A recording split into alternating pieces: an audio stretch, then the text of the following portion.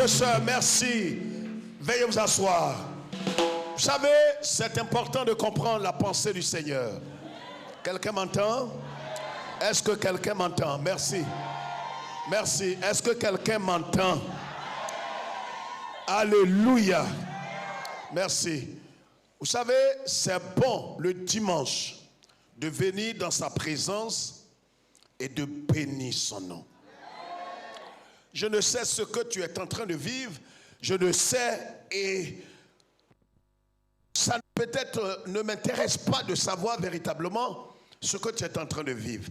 Mais ce que je sais, c'est que mes yeux ne doivent pas être sur tes préoccupations, mais sur ton Rédempteur. Je pensais que ton voisin avait compris, mais je ne voudrais pas, écoute-moi, je ne voudrais pas que ta joie soit à la dimension de ton voisin. Tu ne m'as pas compris. Il ne faudrait pas que ta joie soit proportionnelle à la joie de ton voisin. Ta joie doit être au-delà. Parce qu'en vérité, ce matin, ton cœur va se dilater en écoutant la parole de Dieu. Je dis à quelqu'un ce matin, c'est une journée de bonnes nouvelles. Dis à quelqu'un, tu es béni. Non, écoutez-moi. Quand vous parlez à quelqu'un que la personne est calme et la personne est dans une certaine disposition, qui ne veut pas certainement se réjouir avec vous, il faut changer. Ayez cette habitude-là, cette éducation. Écoute-moi d'abord. Quand tu parles à quelqu'un que tu vois qui ne veut pas réagir, change de personne. Et puis vous n'êtes pas obligé de vous asseoir tous les jours quand vous venez dans la présence de Dieu avec la même personne. Est-ce que quelqu'un m'entend?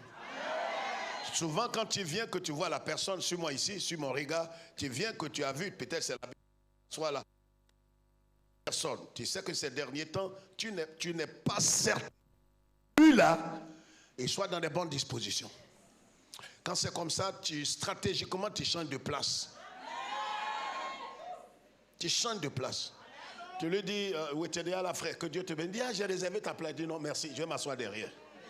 Je vais m'asseoir derrière parce que tu vois, ce que tu dégages ces derniers temps ne me plaît pas. Et vous savez, il y a des gens, quand ils sont assis à côté de vous, vous êtes distraits. C'est des infiltrés.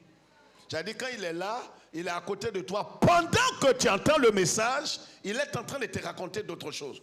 Si vous voyez ça, fuyez-les. Dénoncez-les. Et séparez-vous d'eux.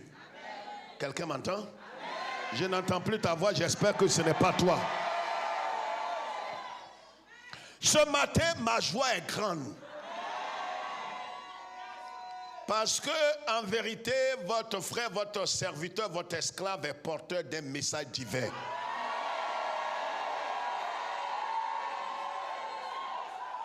C'est-à-dire, ce matin, tu dois marcher la tête haute. Tu vas comprendre pourquoi est-ce que tout ce mois et la fin de ce mois doit être une fin de célébration.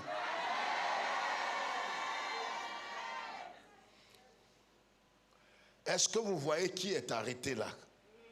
Non, écoute-moi d'abord. C'est une question. Est-ce que tu vois quelqu'un arrêté ici? Maintenant, je te pose la question. Est-ce que tu vois quelqu'un arrêté ici? Non, tu vois quelqu'un, il ne faut pas être menteur.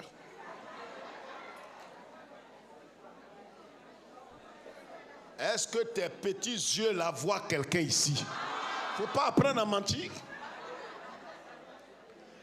Tu ne vois personne. C'est maintenant qu'on démarre. C'est pas parce qu'il n'y a rien qu'il n'y a rien.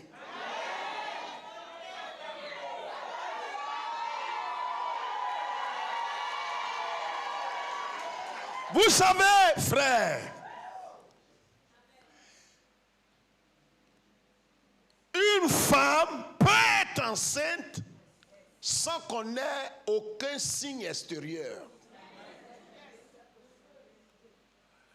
Tu ne sais pas ce qui est en train d'être manifesté dans ton monde invisible. Parce que quand tu regardes physiquement à ta droite, à ta gauche, devant toi, en vérité, tu ne vois aucun signe. Dis frère, où on va? Parce que le 6e tour du mur de Jéricho, il n'y avait pas de fissure, il n'y avait pas de bruit. Tu sais, Dieu est en train d'opérer dans une dimension avec toi.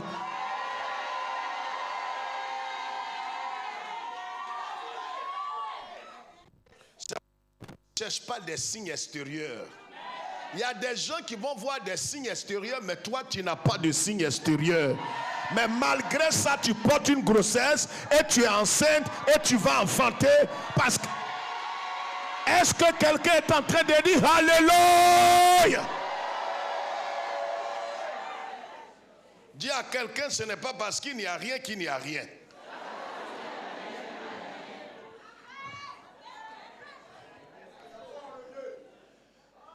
Ce matin, tu dois chanter un nouveau cantique. Un chant nouveau. Parce qu'en vérité,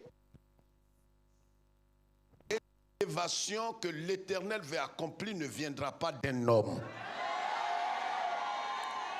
J'ai dit au leader ce matin, l'homme ne peut pas t'élever. L'élévation ne vient pas d'un homme. Même le diable ne peut pas t'élever. Dis frère, accélère ça. Le diable ne fait que te soulever. Il peut parler là. Il soulève les tontons. Hein? Il les soulève. Ils croient qu'ils sont élevés. Mais soulever et élever n'est pas la même chose. Il les soulève et ils croient qu'ils sont dans l'élévation. Mais le diable n'a aucun pouvoir d'élever un homme. La Bible dit il a transporté Jésus. Il y a des soulèvements.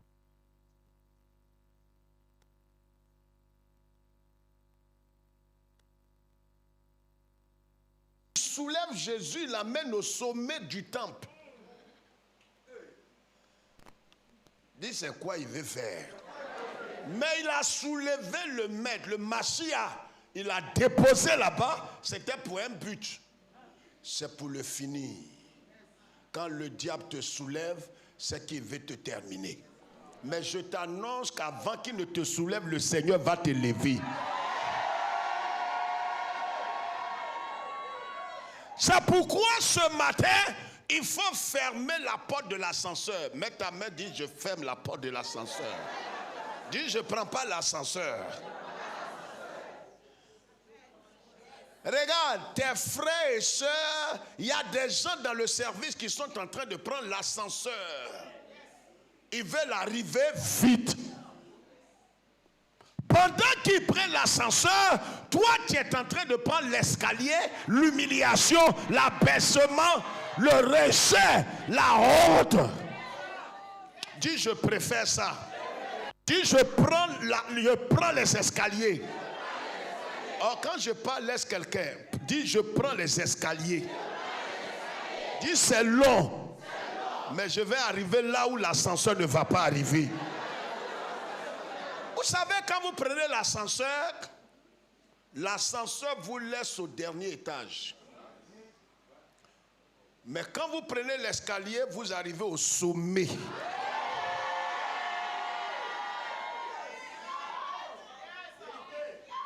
C'est pourquoi ne te presse pas.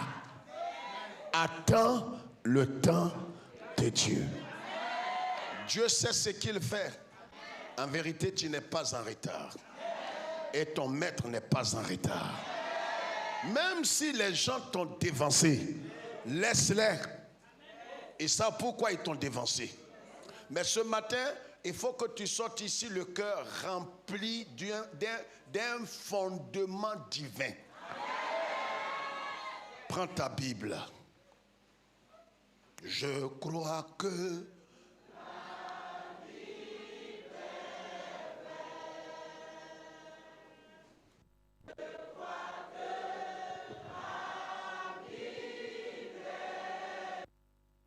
Romains chapitre 7.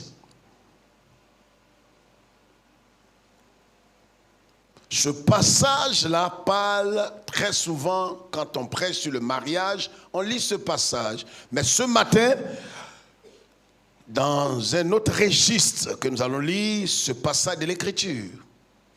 Et j'aimerais que ton cœur soit ouvert et que ton esprit soit disposé.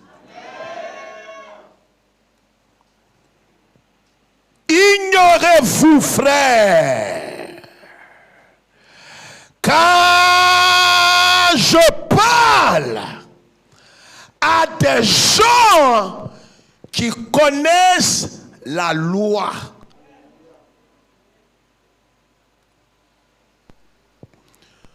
Que la loi exerce son pouvoir sur l'homme aussi longtemps qu'il vit. Ainsi, une femme mariée est liée par la loi à son mari tant qu'il est vivant. Pas tant qu'il est invisible. Regardez-moi dans les yeux. Regarde-moi dans les yeux. Pas tant qu'il est introuvable.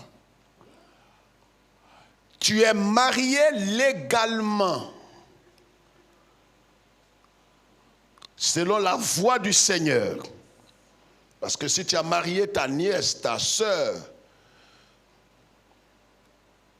tu es rentré dans les liens sacrés du mariage par une contrainte, sans consentement mutuel. Ça, ce n'est pas un mariage. Mais en dehors de ça, si tu es rentré dans les liens sacrés du mariage selon les principes établis et que vous vous êtes séparés, tu ne peux pas te remarier parce que tu ne vois plus ton conjoint ou ta conjointe. Dis, on s'est séparés il y a 19 ans. Je ne sais même pas où il est. Je ne sais pas s'il est en vie. Ce matin, ce qui va donner la vie à ton voisin peut te donner la mort. Le message là, il est à double tranchant. Donc ça peut réveiller des choses dans ton cœur ce matin, mais on ne peut rien faire pour toi. La Bible est la parole de Dieu. Donc tu ne vois plus ton conjoint. On ne sait pas où il est. Peut-être qu'il est en Indochine. Il est au Brésil, il est aux Bahamas. Il est quelque part dans la nature. Tant qu'il est vivant, tu ne peux plus te remarier. Si un pasteur te dit marie-toi, ce pasteur et toi, vous êtes sous le jugement de Dieu. Tant qu'il est vivant. On n'a pas dit, si tu ne le vois plus, alors prends un autre mariage. Voilà ce que beaucoup ont entendu dans les églises. Ça, peut-être il entend ça et dit, je ne viens plus. Adieu 4 fois. Adieu, adieu, adieu. Il n'y a pas d'arrangement pour ça. Si tu te remaries, pendant que ton conjoint ou ta conjointe est vivant quelque part, tu es dans l'adultère. Les gens font des offrandes aujourd'hui dans nos églises évangéliques pour que le pasteur parle en sa faveur, que Dieu soit juge. C'est pourquoi la plupart des pasteurs se placent sous la malédiction. On dit, mais pasteur, si c'est ça là, si c'est ça, nos églises vont se vider. Adieu vous tous. Je reprends zéro. Si tu es venu, vous êtes tous, ta femme est partie, ton mari est parti, quand tu es venu chercher un nouveau mari, nouvelle femme, parce que peut-être une doctrine t'a dit, si tu es en Christ, il y a une nouvelle création, les choses anciennes sont passées et toutes choses sont devenues nouvelles. Non, ta femme n'est pas ancienne chose.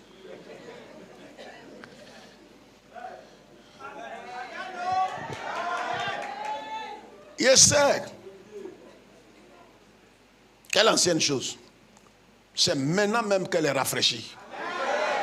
C'est pourquoi Yeshua a dit à la femme samaritaine, va chercher ton mari. Car le bonhomme avec qui elle est là n'est pas son mari. Va prendre le premier, vous avez laissé là.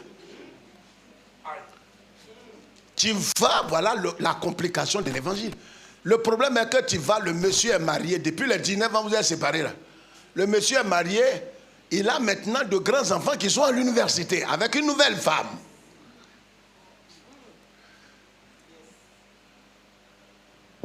Je me demandais souvent comment l'homme sera juste devant Dieu. Demain, il va prier, demander pardon à Dieu. Après cela, c'est pas fini. Après demain, il va recommencer. Oh, mon Dieu, pardonnez l'homme. Amen. Le problème, c'est pourquoi le Christ dit que le chemin qui mène dans le royaume des cieux, c'est un chemin étroit.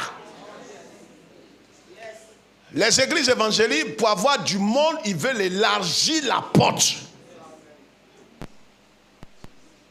Si tu entends ça, que tu es concerné, que tu sais où on s'en va là, gagne temps. C'est mieux de prendre ta Bible et partir avec ta dîme.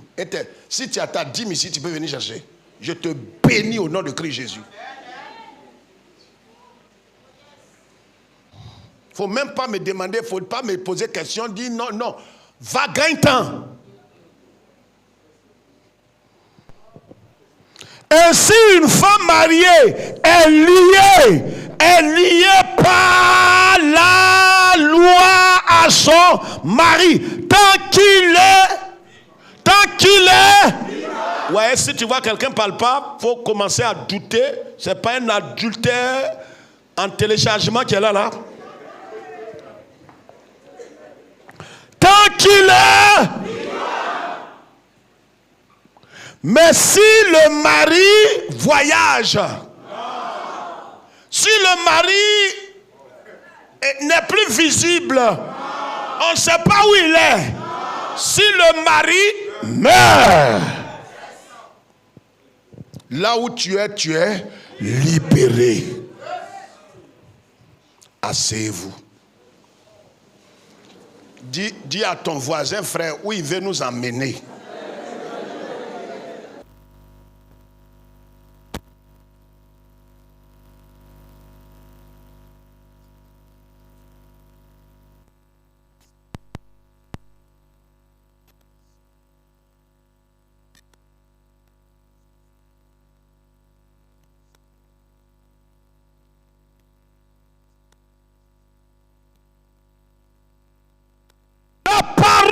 Dieu déclare cette parole.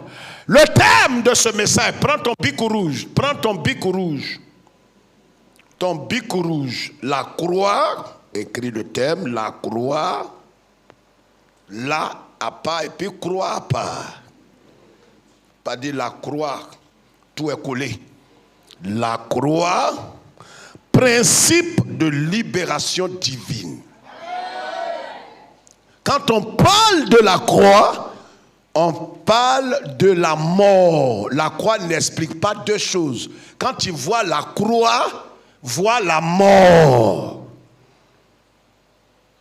La croix parle de la mort. Dans la croix, principe de libération divine. Qu'est-ce que la loi? Il faut écrire la loi. La loi, nous le disons, et le dictionnaire le définit la loi comme règle impérative d'une application obligatoire. Règle impérative d'une application obligatoire. Ça veut dire que la loi, c'est pourquoi le monde dit que nul n'est censé ignorer. Aide-moi, nul n'est censé ignorer. Donc, l'application de la loi est obligatoire par tous les êtres humains. La loi ne doit pas être violée. La loi doit être respectée. La loi, ce sont des règles qui doivent être respectées. Dans le principe de Dieu, il y a ce qu'on appelle, lève la tête maintenant, il y a ce qu'on appelle les 10 commandements. Donc les 10 commandements sont 10 règles impératives. 10 règles qui doivent être appliquées à la lettre, être appliquées obligatoirement. C'est pourquoi quand un homme viole la loi, on le punit, on le juge, on le condamne. Parce qu'il a violé la loi. La loi, elle est faite pour ne pas être violée. Et il y a des lois spirituelles, il y a des lois physiques, il y a des lois qui sont établies dans tous les domaines. On parle de la loi du commerce.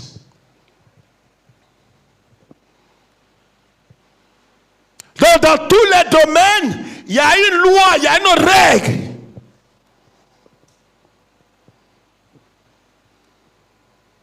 Si tu violes ces règles-là, tu auras des conséquences sur ta vie.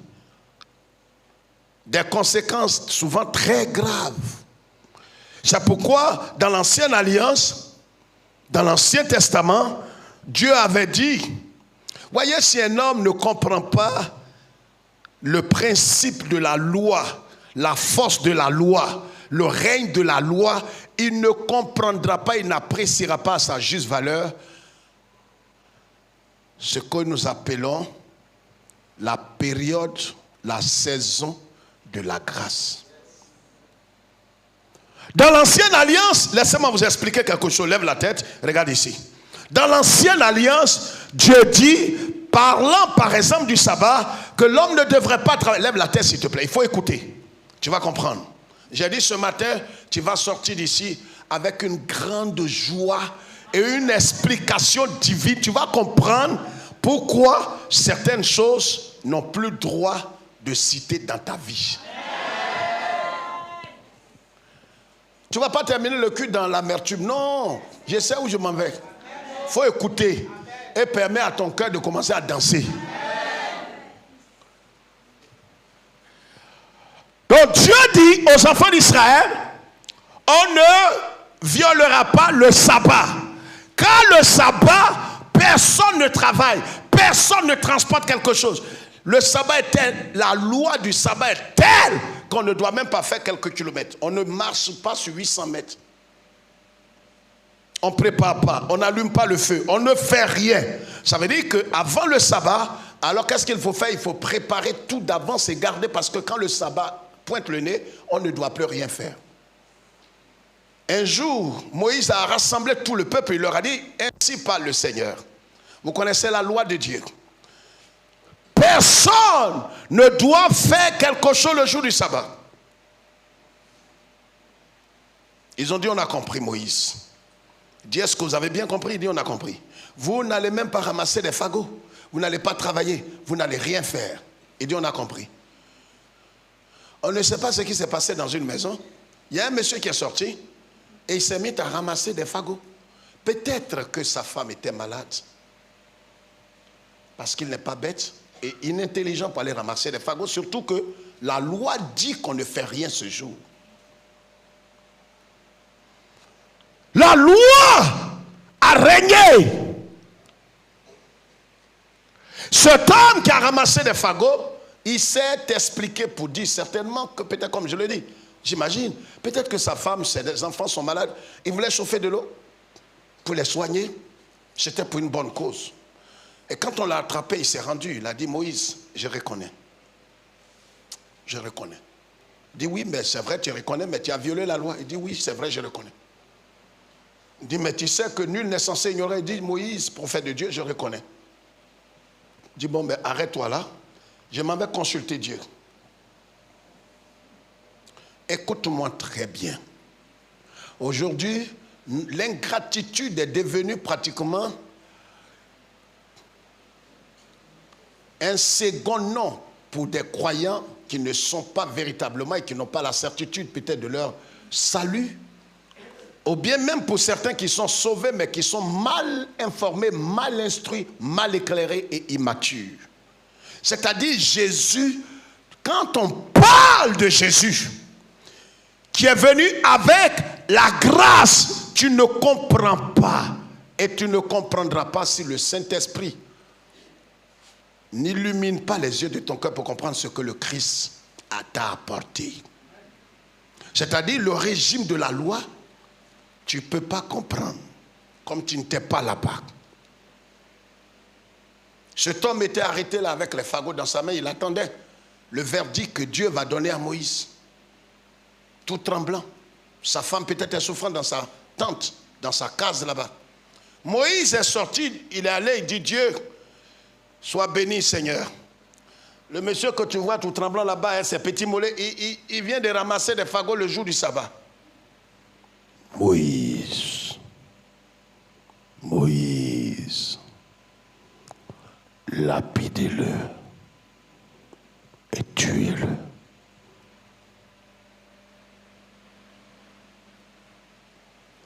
Le Dieu d'amour. Ce matin, je voudrais que tu comprennes le pouvoir irréversible de la loi. La loi a triomphé, la loi a régné, la loi a porté plusieurs. Elle est bonne, elle ne peut pas justifier, elle ne peut pas rendre parfait, elle ne fait pas grâce quand elle ne connaît pas la grâce. La loi, quand tu l'as violée, elle doit te tuer. Moïse est venu, il a appelé les autres. Aaron, oui, venez voir. Dieu dit de le lapider, de le tuer. Ils ont tué le monsieur. Mais Dieu l'a tué étant amour. Je voudrais que ce matin, ton petit cœur qui veut te perdre et qui te conduit dans des sentiers de compromission, des sentiers de raccourcis, des sentiers d'ingratitude. Il faut bien comprendre ce que la loi a fait à plusieurs. Tu es sous le régime de la grâce, mais tu méprises la grâce parce que tu n'as pas connu la loi. Nos parents souvent nous disaient, les parents les plus âgés qui ont fait les travaux forcés, souvent ils parlent à leurs enfants, ils leur disent, en votre temps vous avez tant, mais au temps des travaux forcés, on ne pouvait pas avoir ça, on ne pouvait pas faire ça. Tu apprécieras le Seigneur de tout ton cœur, de toute ton âme, de tout ton esprit, quand tu connaîtras ce que la loi faisait. Pourquoi le Christ est venu? Le Christ, ce matin, je vais te dire quelque chose qu'il faut écrire en rouge dans ton cahier. Vous tous, le Christ n'est pas mort pour ton bonheur. Il est mort pour te donner la justice de Dieu. Écris ça. Écris. Pas pour le bonheur, mais pour sa justice. C'est pourquoi ne cherche pas. C'est pas le bonheur, c'est pas pour le bonheur que le Christ est mort à la croix pour toi. Le Christ est mort parce que tu as violé la loi de Dieu. Et la loi de Dieu exige, il n'y a pas de cadeau, il n'y a pas de remède. La loi exige la mort. Il n'y a pas d'autre alternative. La seule voie, c'est la mort.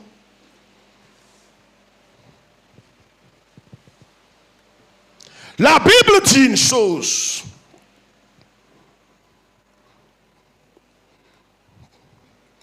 Aussi longtemps, et l'apôtre Paul dit aux Romains, je sais que vous n'ignorez pas la loi. Vous connaissez la loi, vous connaissez ses principes, vous connaissez ses règles, vous connaissez sa puissance envers l'homme qui est vivant. La loi n'impose son dictat qu'à ceux qui sont vivants. Il pensait que tu avais compris. à ceux qui sont vivants. Quelqu'un va se lever, il lit la suite rapidement et je vais aller très vite pour que ton cœur explose de joie et avec un fondement divin. Lis la suite. Si donc, du vivant de son mari, elle devient la femme d'un autre homme, elle sera appelée adultère. Mais si le mari meurt, si le mari meurt, je voudrais qu'un racheté se joigne à moi et à mon frère. Si le mari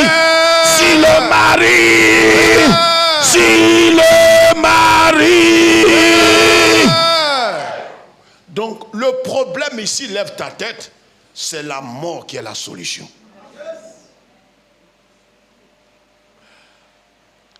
Regarde ici. Lorsque nous étions loin de Dieu, étrangers à la vie de Dieu,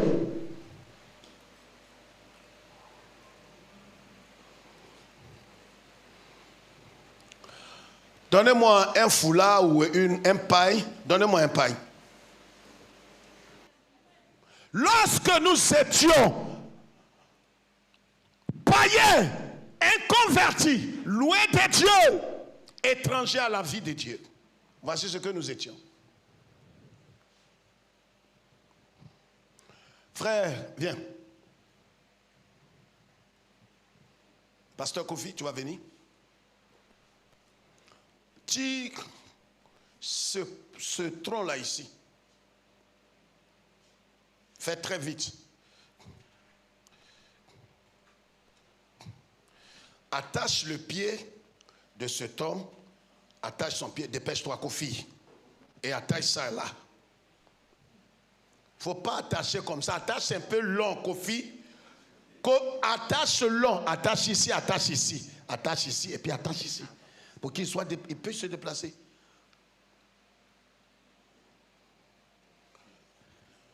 Merci. Lève ta tête. Écoute, si tout ce que je t'ai prêché pendant ces derniers temps, tu n'as rien compris, je t'en supplie en genoux, retiens ça. Voilà ce que nous étions. Lorsque nous étions païens, inconvertis, loin de Dieu, étrangers à la vie de Dieu, nous étions mariés.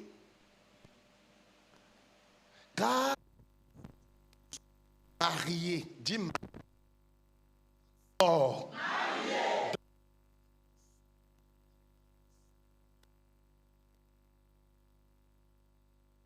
Vérité sur la terre.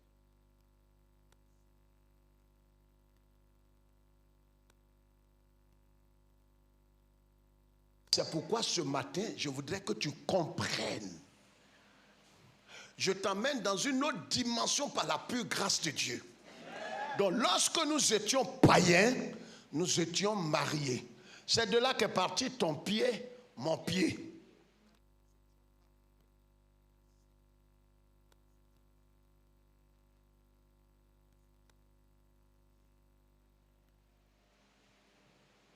Donc, non seulement nous étions mariés à des lois iniques.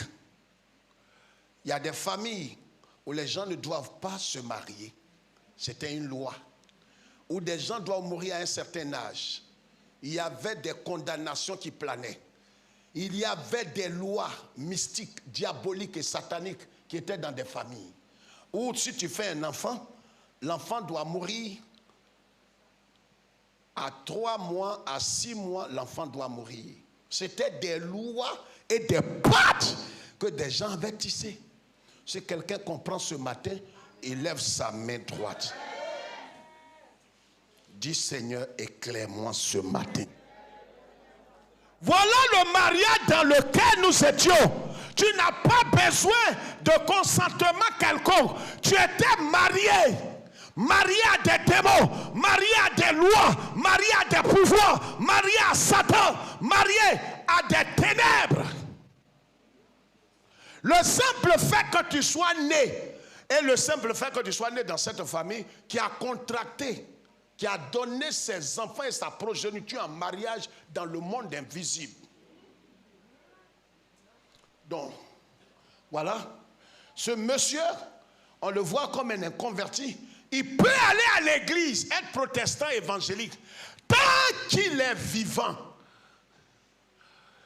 Tant qu'il ne s'est pas identifié à Jésus-Christ dans sa mort pour qu'il soit déclaré mort.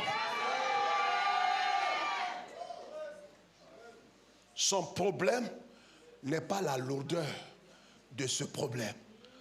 Son vrai problème, c'est qu'il est vivant.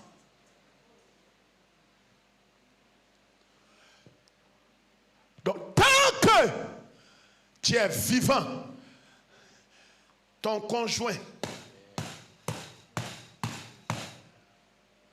c'est ton pied. Je vous en supplie en genoux. Je vous demande pardon. Si vous devez retenir un message, retenez ça. Le problème, ce n'est pas est-ce qu'un pasteur a fait ma délivrance? Est-ce que je suis délivré? Est-ce que je suis... Ce n'est pas là le problème. Je vous demande pardon. Le problème, est-ce que tu es mort? Tant que tu es dans l'église, on n'a pas dit si tu t'es déplacé. On dit si le conjoint meurt.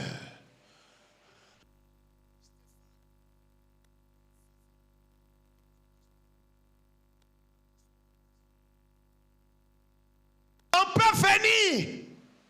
Lokobo sakarada lotorobo nalana lobo lobo kitaya. On prie sur lui. Les prophètes vont verser de ne ris pas ce matin. Je voudrais que cet esprit, ton petit esprit qui t'a conduit dans l'ignorant partout pour donner ta tête à des prophètes partout, que ce matin tu sois éclairé. On peut verser l'huile sur sa tête. Il est libéré ou bien il n'est pas libéré? Répondez-moi.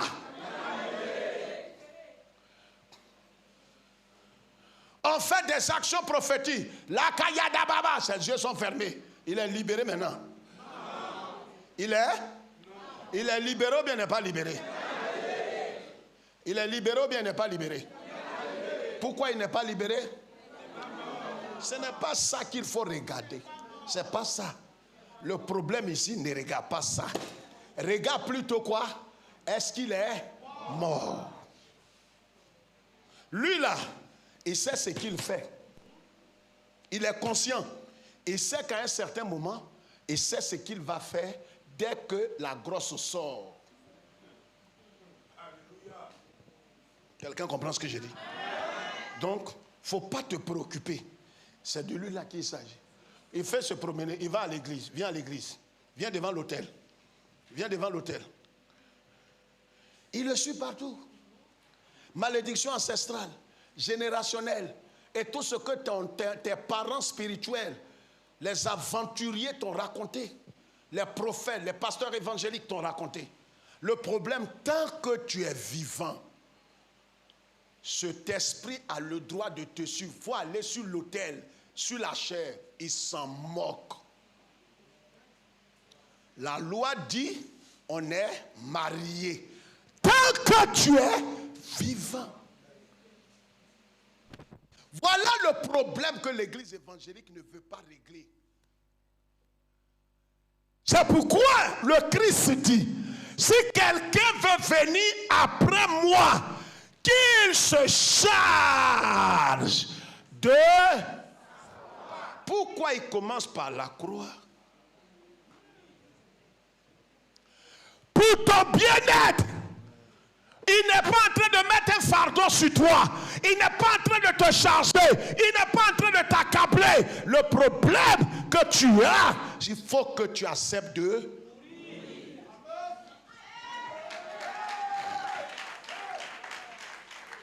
Car le jour où tu entends l'évangile, tu te repens et tu t'identifies à Jésus, automatiquement, le ciel déclare que tu es mort au monde. Oh, je ne sais pas à qui je parle ce matin. Et mon cœur me fait mal que je trouve des religieux en face de moi. J'ai dit, dès l'instant où tu t'es repenti d'une repentance sincère et tu as reçu Christ dans ton cœur, le ciel déclare, là où tu es mort au monde. Donc, qu'est-ce qui se fait? Marcel Angoran détaille son pied ici.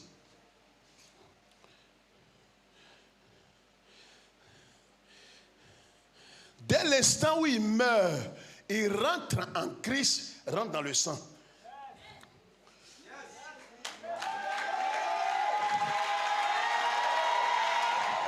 Tu es un suspect. Ton amen est suspect.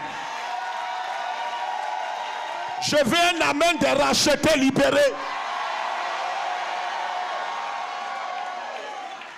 Ouais, les bêtises dans lesquelles beaucoup ici, que je regarde le visage, ils se promènent. Des malheureux enfants spirituels. Je cherche ma délivrance. On sait que tu es un inconverti.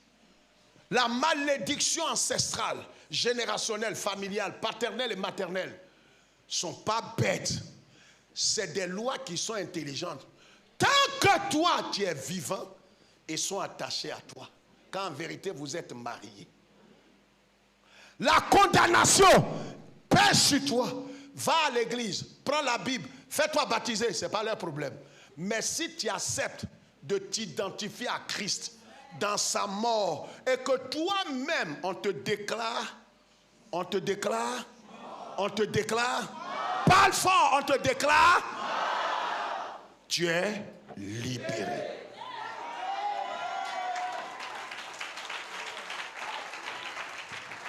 Lis la suite. Merci. Lis la suite. Si le mari meurt, elle est dégagée de la loi qui la liait à son mari. Verset 4. De même, mes frères, vous aussi, vous avez été par le corps de Christ. Attends. Il dit frère. Voyez, l'ignorance va te conduire dans la désolation. Le problème que l'Église a, c'est pas que les démons soient trop forts, pas que les sorciers soient puissants. Le problème n'est pas là-bas. Est-ce que toi, tu es mort? Il y a des lois. On a déclaré, j'étais en train de juger un monsieur. Ils l'ont déclaré. On dit, il ne peut pas s'élever. Son avocat est venu au tribunal. Une histoire vraie. On a dit, il était malade depuis quelques semaines. On dit, mais d'accord. Voilà. Donc son avocat est venu. Il a dit, mon client, il ne se porte pas bien. Mais ils l'ont jugé quand même. Ils l'ont laissé en prison. Et l'avocat est venu. Et ils l'ont jugé. Il est condamné à 20 ans d'emprisonnement. Donc maintenant, ils vont le mettre dans une cellule. Il va voir le jour une seule fois, ou une fois par semaine. Ils ont pris la décision. Ils sont allés en prison. Quand ils arrivaient, le monsieur était déjà mort. La décision n'a plus de valeur. C'est ce qui est arrivé. Je dis c'est ce qui est arrivé. Voilà ce qui t'est arrivé à toi. Ils ont déclaré, ils ont décidé, ils ont prononcé, ils ont pris des décrets à ton sujet. Le problème, c'est que la loi demeure la loi. La malédiction, là, on ne peut pas annuler. Donc, le problème, tu peux venir à l'église chanter en langue. Tu es un comédien. Tu te moques de ta famille. La loi est là, la malédiction est là. Le problème, tant que tu n'acceptes pas de mourir, de t'identifier à Christ, de porter ta croix, parce que la malédiction est localisée dans la chair de péché, de mort. Tant que cela n'est pas considéré comme mort, c'est que ce qui est dedans va sortir pour toi. Donc quand le Christ dit porte ta croix, c'est pour ton bien-être.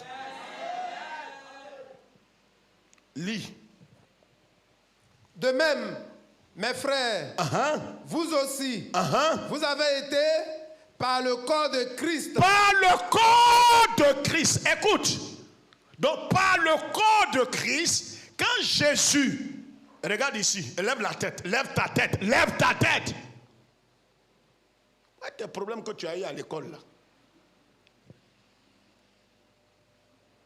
Tu copies pendant que le professeur parle. Tu parles pendant que le professeur dit de copier. Quand Jésus était à la croix, le corps de Jésus là, c'est le corps de tous ceux qui croiront. Écoute bien. Ce n'est pas le corps de tout le monde. Le corps de tous ceux qui vont croire. Jésus, son corps là, il est le substitut de tous ceux qui croiront. Car quiconque croira sera sauvé. Sauvé de quoi? De la condamnation de la loi. Donc le Christ est venu. Le problème qu'on avait avec Dieu, c'est qu'on a enfreint, on a gâté son argent. On n'a pas fait offrande. On a enfreint à ça. Donc Jésus, la loi est bonne. La loi n'est pas mauvaise. La loi de Dieu est bonne. Donc Jésus est venu pas pour abolir, mais pour faire quoi? Accomplir cette loi. Il est venu satisfaire la justice de Dieu. Ce qu'on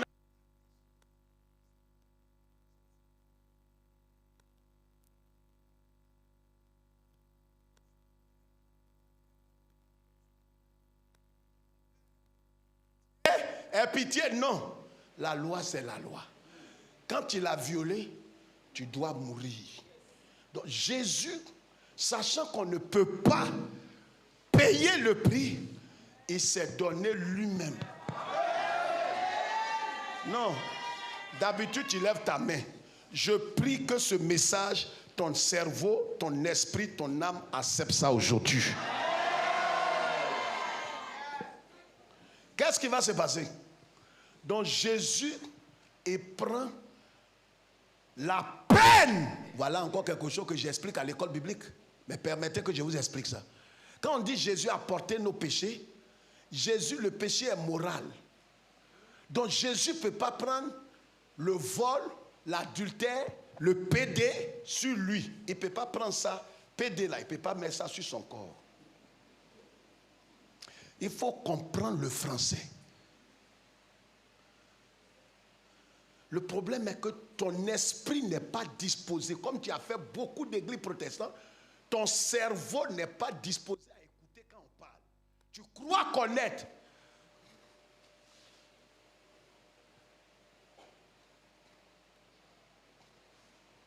Jésus ne peut pas prendre vol sur lui. C'est comme ton fils à l'école. Il est allé voler un cahier, l'éducateur t'appelle, tu arrives là-bas, on dit la punition de ton fils, c'est que on doit le chicoter dans sa main 150 coups. Ton fils est souffrant, mais la loi de l'école est la loi. C'est qu'un proche parent, soit son père, sa mère, doit supporter et doit payer le prix. Donc quand toi tu te rends dans l'école, ce n'est pas toi qui as volé. Je ne sais pas, quand tu n'es pas ta, je ne sais pas pourquoi tu es là ce matin. Je ne suis pas en train de rire. Quand je dis ces messages qui est le fondement de l'évangile, je ne peux pas jouer avec ça. Parce que tu peux tout oublier dans ta vie. Oublier ton nom. Oublier même que tu as 2 oreilles. Mais n'oublie pas ça. Quand tu vois que nous on danse, ce n'est pas bonheur on cherche, c'est la justice de Dieu. Le fait que Dieu nous ait déclaré justes, s'il nous déclare justes, c'est qu'il y a un prix qui a été payé. Ce n'est pas cadeau. Gratuit là, et puis cadeau, ce n'est pas la même chose. C'est ce que beaucoup n'ont pas compris. Dieu a tant aimé le monde qu'il a donné son Fils unique. Mais Jésus a payé le prix. Jésus a subventionné, il a tout payé. Il a tout payé. Ça fait peut-être 50 milliards. Jésus a...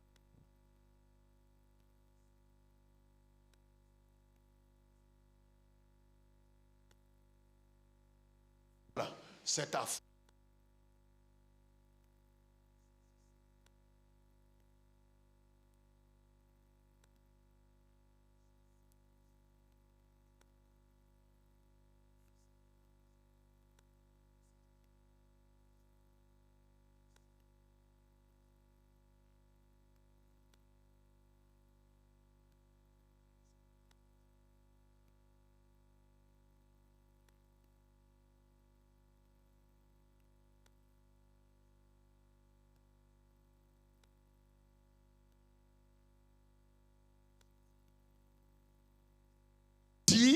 Que ton vol, PD, mensonge, alcoolisme, adultère, tout est accroché sur Jésus. Non, on ne fait pas ça. Parce que ce n'est pas lui qui a commis ça. Lui, il est venu pour payer le prix de la sentence. Si quelqu'un a compris ça aussi. Il vient pour purger la peine. Car tous son péché sont privés de la gloire de Dieu. Car le salaire du péché... Quelle mort? Pas la mort physique, la mort éternelle. Donc c'est ce prix-là que Jésus est venu payer. Donc Jésus en mourant, il est venu pour satisfaire la loi de Dieu, la justice de Dieu. C'est ce que Jésus allait régler. Donc quand il cherche, non, il n'a qu'à me donner mari, il n'a qu'à me donner enfant, il n'a qu'à faire des bonnes choses. Mais ce n'est pas pour ça qu'il est venu. S'il te donne, prends. S'il ne t'a pas donné, bénis son nom.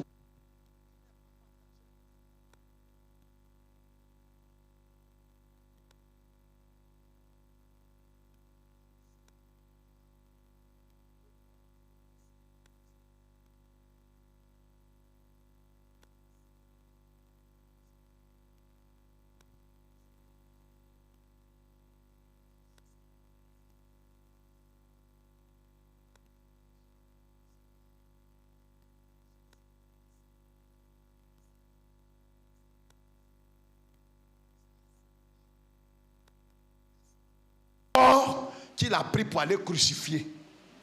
Donc quand l'apôtre Paul dit en Galates chapitre 2 écrit,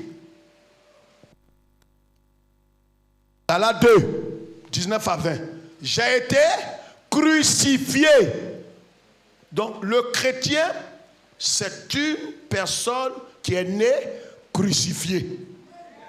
Donc il doit vivre sa vie, une vie crucifiée. Marcher comme crucifié et mourir crucifié. Un crucifié, il est libre, mais il n'est pas libre. Il n'est pas libre de sa liberté. Il ne doit pas se conduire comme bon lui semble, parce qu'il est crucifié. Donc lis et termine. Romains 6 aussi. Quelqu'un va prendre Romains 6. Écrivez Romains 6. On va terminer. Romains 6. Vous avez et puis été... Romains 6 qu'on a lu, oui. Vas-y. Vous avez été, par le corps de Christ, mis à mort. Donc, par quoi on a été mis à mort? Par le corps de Christ. Par quoi? Le corps de Christ. Pourquoi les autres ne parlent pas? Dis à ton voisin, qu'est-ce que tu es en train de faire? On a été mis à mort par quoi? Le corps de Christ. Donc, Jésus-Christ, par son corps, à chaque fois qu'on voit la croix, regarde ici, je vais vers la fin, parce que je vais vous donner une image, c'est ça qui va rester dans ta tête. Oui. J'ai compris pourquoi à l'école, hein, on donne beaucoup les images. À l'école primaire, hein, à la maternelle, dis maternelle. Dis maternelle. À la maternelle, on donne les, même au CP1, CP2, les malins à pois, les triangles, les quoi encore, tout ça. On montre les images. Qu'est-ce que c'est? C'est un rectangle, rectangle.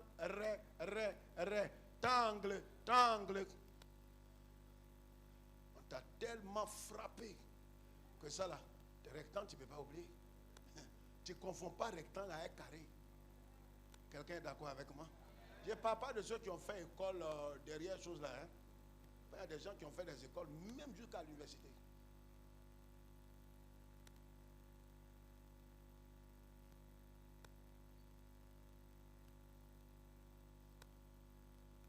c'est ça.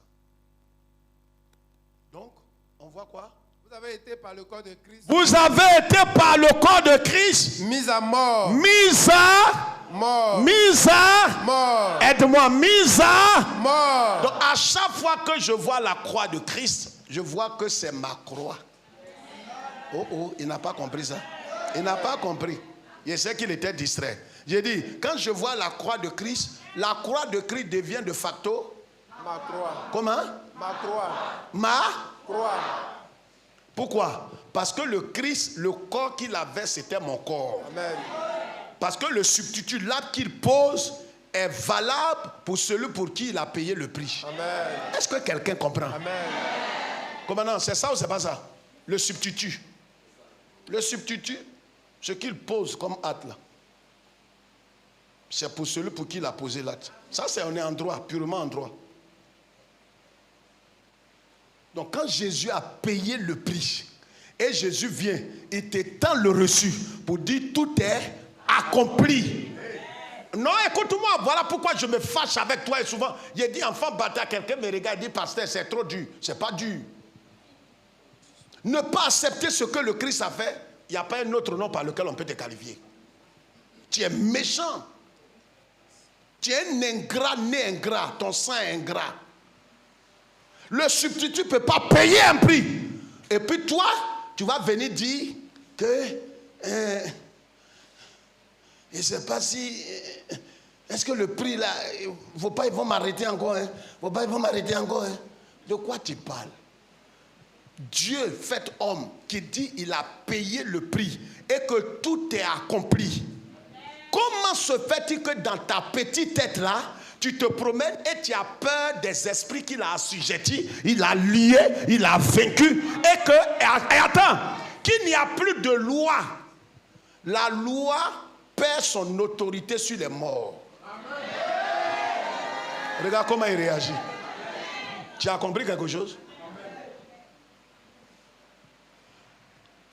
La loi de la malédiction, la loi ancestrale, la loi familiale, la loi qui parle de mort prématurée. Le problème est que toi, tu es déjà mort. Donc toutes ces lois-là sont vivantes, mais vis-à-vis de toi, elles te voient, mais elles n'ont aucun pouvoir sur toi.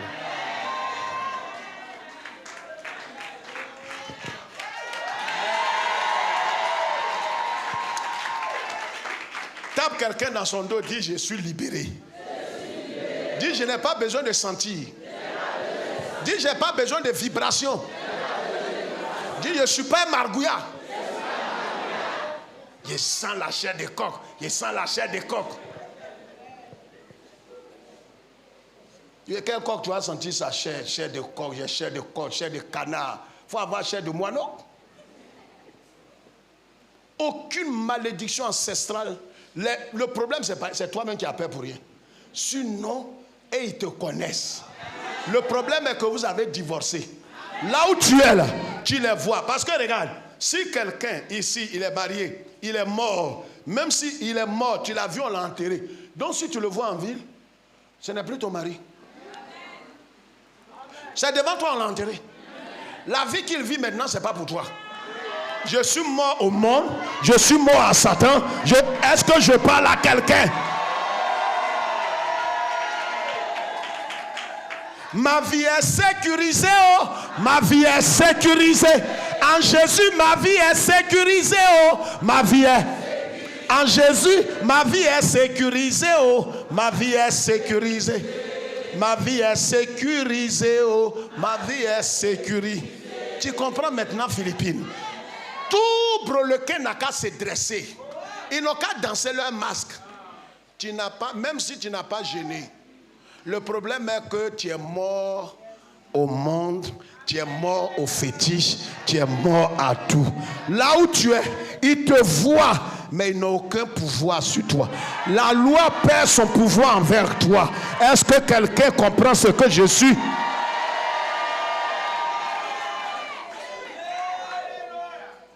Lève tes deux mains, je vais prier.